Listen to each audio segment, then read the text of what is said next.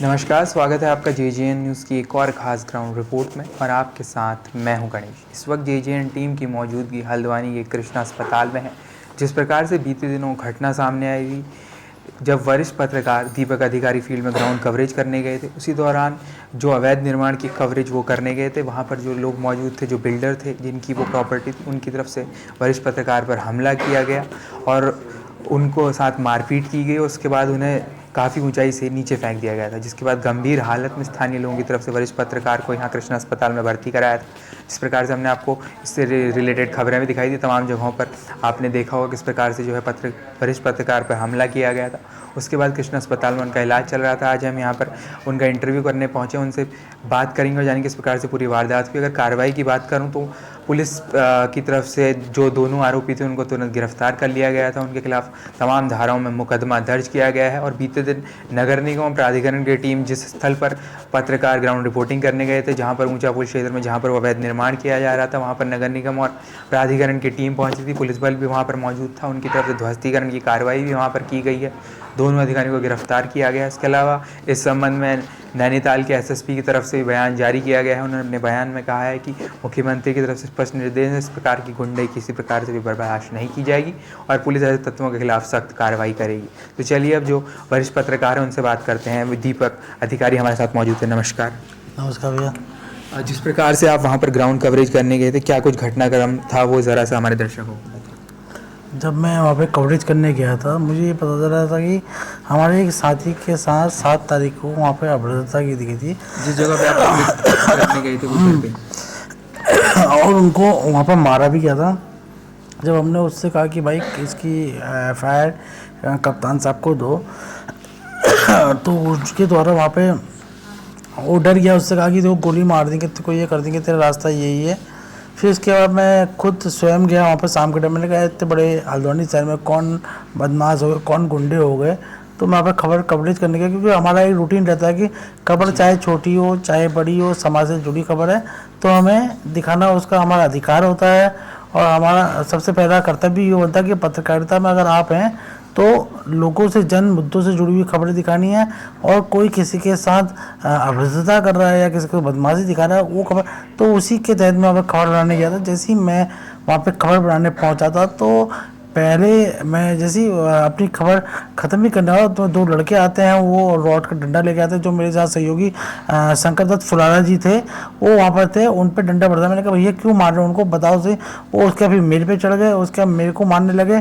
तो मैंने कैसे जैसे, जब मैंने उनको जैसे जैसे अपना बचाव किया, मुझे पकड़ के दोनों ने नाले में फेंक दिया। नाले की कम से कम गहराई 20 फुट या 25 फुट के आसपास उसकी गहराई होगी। वो तो भगवान का शुक्र है कि मेरे को ज़्यादा इंजरी नहीं हुई। मेरे कमर में जो स्पाइन होता है उसमें 3 फ्रैक्चर आए हुए हैं। अब मैं पहले कल तक मैं ICU में था, अब मुझे प्राइवेट वार्ड में शिफ्ट कर दिया है। लेकिन अब मैं स्वस्थ हूँ। लेकिन मुख्यमंत्री पुष्कर सिंह धामी ने उसमें जो एक्शन लिया है, यहाँ के कप्तान की बात के, CO नितिन लोनी की बात के, तत्काल CO नितिन 2-3 मौके पर पहुँचे। उनको जब इस बात का पता चला कि दीपक जो पत्रकार है, क्योंकि CO नितिन लोनी से मेरी वैसी भी सही है, और लेकिन जिस तरह से अधिकारी लगातार जो फील्ड में काम करते हैं उनको पता होता है कि कौन पत्रकार जेन्युइन है और कौन पत्रकार ब्लैकमेलर है। क्योंकि कहीं ना कहीं आज के टाइम पे जब से सोशल मीडिया का जब से ज़माना आया है, और सोशल मीडिया में लोग अवैध वसूली से लेकर तमाम ऐसे चीज़ें हैं जिसमें लोगों को परेशान किया जाता है। लेकिन जिस तरह से प्रशासन ने उसमें सख्त कदम लिया, रात को ही कप्तान साहब ने सभी को फ़ोन करा, सबको जितने अधिकारी थे उनसे उनको वहाँ भेजा, और जो लड़के थे उनको पकड़ा, उनसे जो हथियार था वो बरामद किया और उनको जेल भेजने का काम किया। मुख्यमंत्री पुष्कर सिंह धामी, कमिश्नर साहब का भी मेरे पास फ़ोन आया था। कमिश्नर साहब ने मेरे से साहब का, दीपक अभी आप स्वस्थ हो, बाकी जो भी होगा इसमें जो भी कार्रवाई होगी वो, तो उसका नतीजा ये रहा कि मुख्यमंत्री पुष्कर सिंह धामी जी के भी संज्ञान में गया, और मुख्यमंत्री पुष्कर सिंह धामी और Deepak Rawat, Kumaon commissioner, SSP Manjunath TC, तमाम इन बड़े अधिकारी, SDM साहब, DM साहब का भी इसमें सबसे बड़ा रोल है, क्योंकि DM साहब के निर्देश के बाद इस पर सुबह ही 7, उनकी आंखें नहीं खुल गई, सुबह वहाँ पे 7 से 8 बजे के टाइम पे बुलडोजर पहुँच गया, और बुलडोजर ने वो जो नक्शा पास हुई जो बिल्डिंग थी उसको ध्वस्त कर दिया।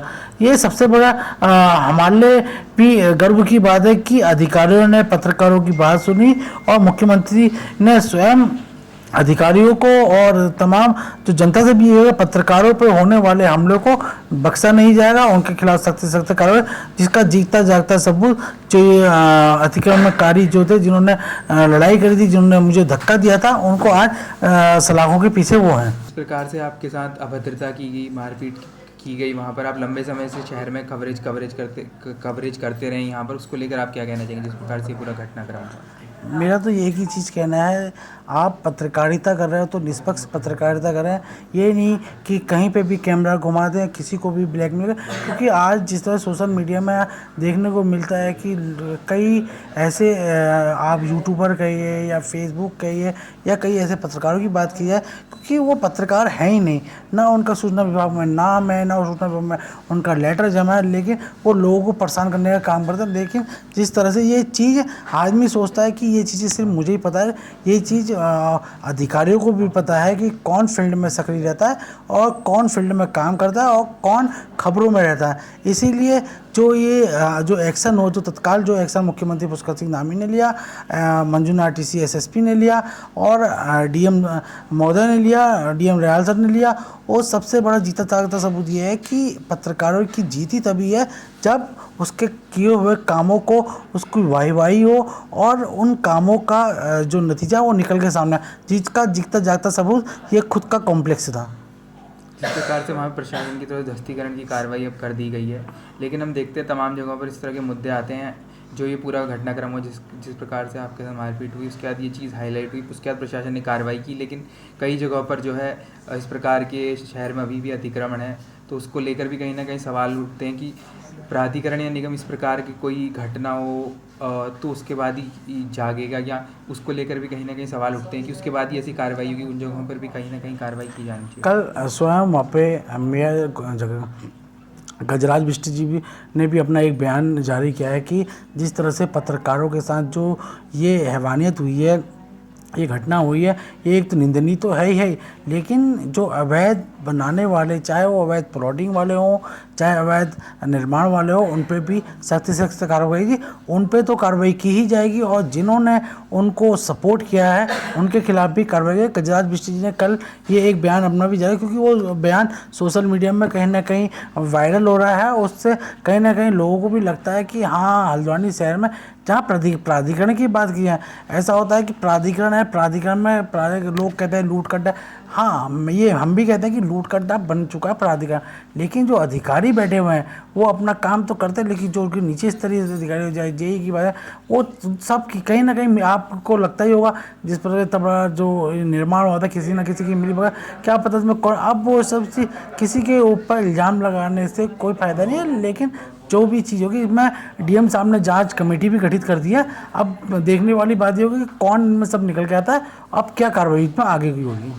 एक आखिरी सवाल, जिस प्रकार से आप लंबे समय से पत्रकारिता करते रहे, जब पत्रकार ऐसी जगहों पे कवरेज करने जाते हैं, चाहे वो अवैध अतिक्रमण हो, चाहे शराब माफिया हो, इस तरह की उन चीज़ों पे करने जाते हैं, तो कहीं ना कहीं पत्रकारों पे भी काफ़ी ज़्यादा रिस्क रहता है इस तरह की कवरेज के दौरान। उसको लेकर आप क्या कहना चाहेंगे? पत्रकार जिसने पत्रकारिता का चोला थाम लिया हो तो उसको पहली बार डरने की कोई ज़रूरत है, क्योंकि उसने जो पत्रकार चौथा स्तंभ तभी कहा जाता है क्योंकि वो सत्यता दिखाता है, लोगों से जुड़े हुए जन मुद्दे दिखाता है। तो लड़ाई झगड़ा ये सब चीज़ पत्रकार के को देखना पड़ता है। कई इल्ज़ाम पत्रकारों पे लगते हैं, ब्लैकमेलिंग का इल्ज़ाम पत्रकारों पर लगता है, लेकिन जो हकीकत होती है वो निकल के एक ना एक दिन सामने से, जिसका जीता जागता सबूत ये कॉम्प्लेक्स था।